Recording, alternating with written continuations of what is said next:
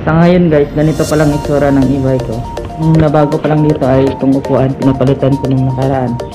And guys, kasalukuyang ginagawa ng bossing. Tignan natin. Kailan yung uwi mo bossing, mga katapusan? Baka may papahabol pa kami ba? Hi guys, it's me Henry Amontas once again and welcome back to my channel.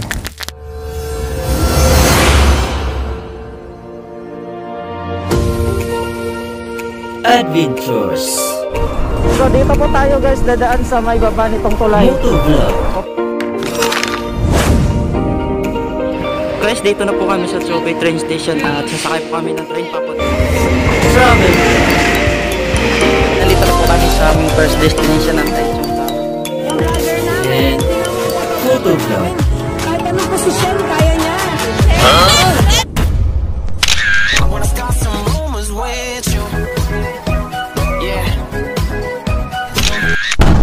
This is Amos TV. Subscribe. So bala, ito po siya guys ang itsura ng e-bike ko nung hindi ko pa pina-upgrade. So mamaya ay papakita ko rin sa inyo yung itsura ng e-bike ko na upgrade version na po siya. So bali, ang e-bike ko ay X-Man. May iba-iba po kasing klaseng e-bike dito. Meron pong Inski, may Timberwolf at marami pa pong iba. So ito lang po yung sa akin X-Man. X-Man na may color combination na red and black. So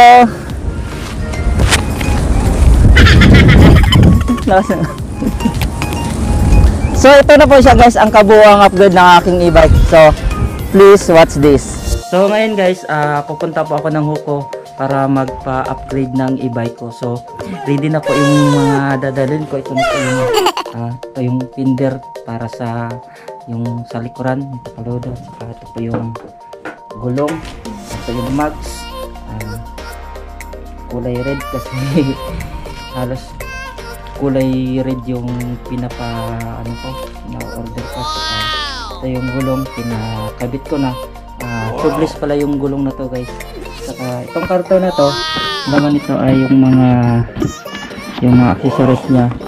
So ito yung disc brake guys. Ito ngayon lang pakita ko sa inyo is mayroon din dito yung voltmeter at saka yung speedometer. Ito yung speedometer na ito. Tapos dalawa yung disc brake sa likod at saka harap at saka ito yung gulong. Ito naman yung sa likod na gulong. Ito na yung pinaka makina ng e-bike guys. So mamaya dadalhin na natin doon sa Huko. So kita-kits tayo ulit mamaya guys. See you later. An eternity later. Hello guys, nandito na ako ngayon sa may shop ni Boss Michael Marcelo, isa sa pinakamagaling at mahusay na e-bike technician dito sa Taiwan. So mamaya ay kilalanin natin si Boss Marcelo. Andun pa sa sa room niya. Ang dorm niya ay nasa lang, sa harap. Yan po yung dorm niya. So mamaya abangan natin yung pagta-transform ng e-bike ko guys. Abangan niyo po. A few moments later. Ay, kaway na.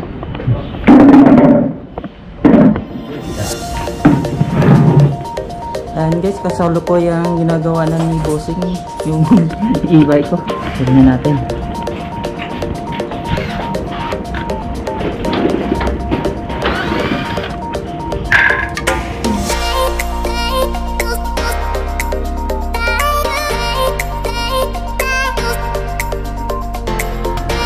Kailan yung uwi mo bossing, mga katapusan?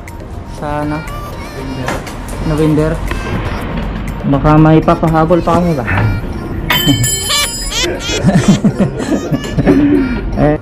Tagal din pala dito, 12 years na. Expire na. Di ba na-approve yung di ba mayroon pang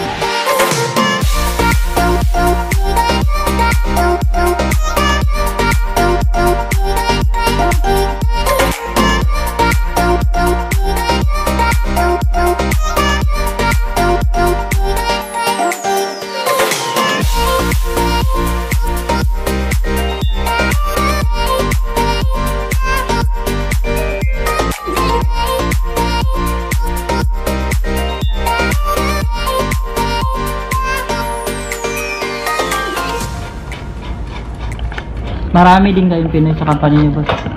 Wala na po, ubus na ako. Hindi na sila nag-hire ng Pinoy. Dati sa Pinas, boss, nagtrabaho ka din sa ganito. Motor naman, saka electronics. E-bike pa daw, no?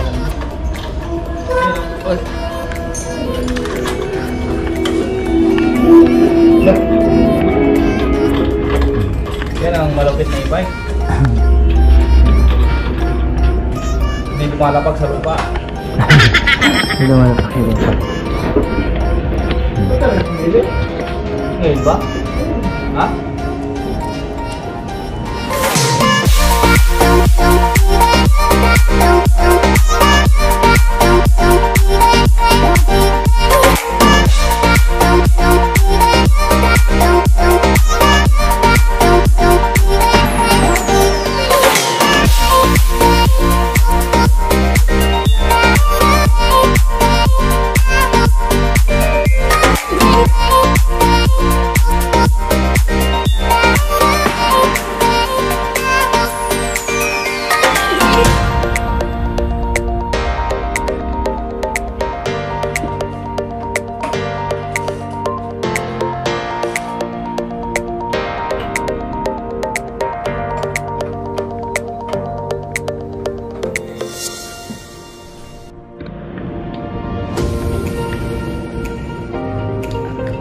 Ano yung mga pindutan, boss, mga reset?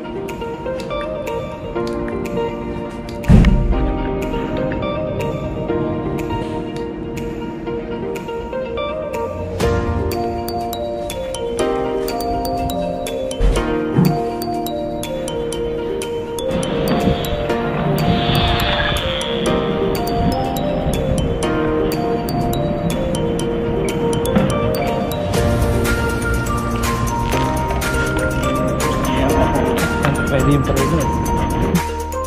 So guys, ito na po ang bagong itsura ng e-bike natin at natapos na po ni Boss Mike mag-install yung mga accessories natin. Ito po yung speedometer at nandito din po yung wall timer.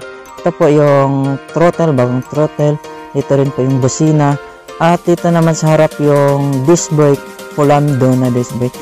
At sa likod naman banda ay ito po yung Polando din na disc brake. So bossing, maraming salamat. Hanggang sa sunod, hi ka sa vlog ko, bossing. Salamat. Guys, abangan nyo rin yung pag-uwi niya. Baka gusto nyo, baka may nanonood na ano. Taga saan ka, bossing? Sabela po, sabela. Isabela. Baka guys, may papagawa kayo sa kanya. Pag-uwi niya, malapit na siyang umuwi. November, kaya hinabol namin yung pagpapagawa sa kanya. Salamat, bossing. Gusto ko ng hangin dito. So, nandito po ako ngayon guys sa Nanliao Seaport. So, ayan po ang Nanliao. At ngayon guys ay ipapakita ko po sa inyo ang kabuoang upgrade ng aking e-bike. So, please watch this. So guys, ito na po ang final upgrade ng e-bike natin. So, yung harap ay pinalagyan ko na ng bagong visor. Saka may mga ilaw-ilaw na rin. Ayan po. At meron na rin pong tapalodo. Itong tapalodo na parang spider at yung fender pinalitan na rin. So ayan po guys ang bagong itsura na ng e-bike natin. So siguro satisfied na ako nito at kulang na lang dito ay magli-lithium na ng battery. So baka sa next year na po yung lithium battery natin. So ngayon ay ito lang po muna at ayan na natin, ganito lang muna itsura ng bike natin. So satisfied na ako nito guys.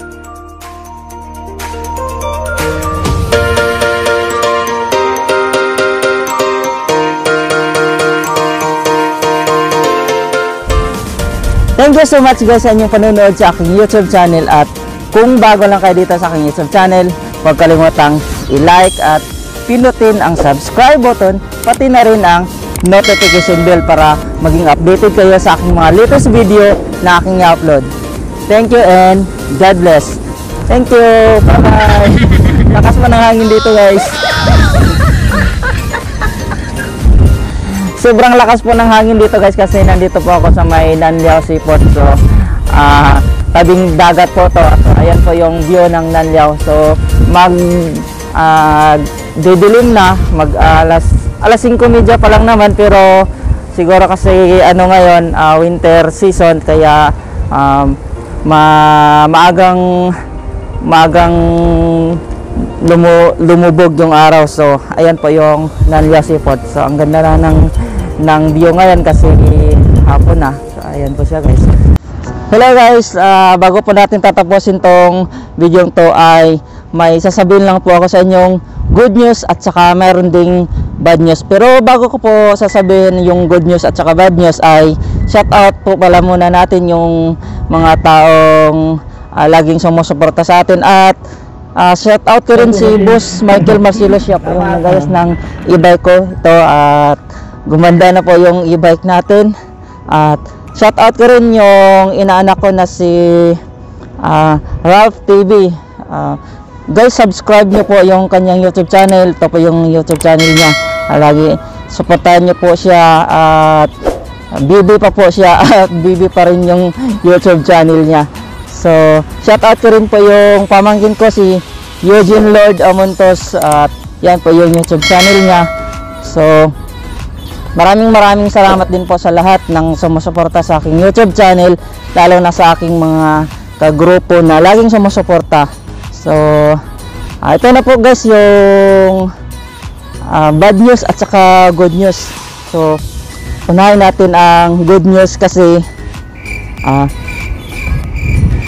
unahin po muna natin yung bad news.